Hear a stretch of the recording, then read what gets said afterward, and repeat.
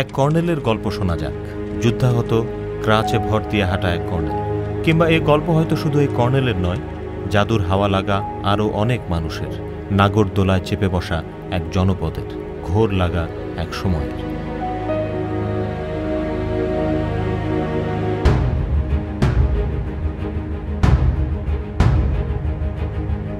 Stupid, damn with your Pakistan. ভুলে যেও না যে তুমি একজন বাঙালি।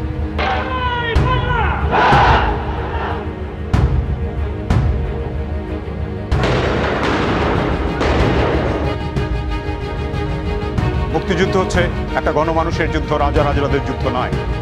এটা একটা জাতির স্বাধীনতা যুদ্ধ।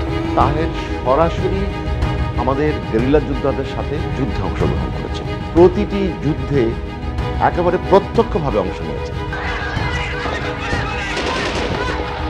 লক্ষ লক্ষ শহীদ আর মা বোনের সম্ভ্রমের বিনিময়ে অর্জিত হয়েছে স্বাধীনতা। আমাদের যুদ্ধ কিন্তু অসম্পূর্ণ রয়ে গেল আনোয়ার। যে বিপ্লবী গণবাহিনীর কথা বলা হচ্ছে, তার মধ্য দিয়ে সেই অসমাপ্ত মুক্তিযুদ্ধকেই সমাপ্ত করব বলে আমি বিশ্বাস করি। শেখ মুজিব ও তার খনি দুর্নীতিবাজ সরকারকে উৎখাত করা হইয়াছে। তাহের, জিয়া বলছি, listen carefully, I am in danger, save my life.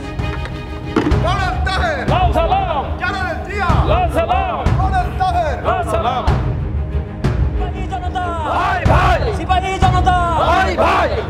জিয়াকে বলবেন সে একটা বিশ্বাসঘাতক, এবং আমি কখনোই আপোষ করব না। বিপ্লব দীর্ঘজীবী হোক, দীর্ঘজীবী হোক স্বদেশ। আবু তাহেরকে মৃত্যুদণ্ডে দণ্ডিত করা হলো।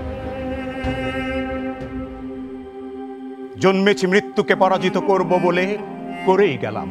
নিঃশঙ্ক চিত্তের চেয়ে জীবনে আর কোনো বড় সম্পদ নেই। আমি তার অধিকারী। আমি আমার জাতিকে তা অর্জন করতে ডাক দিয়ে যাই।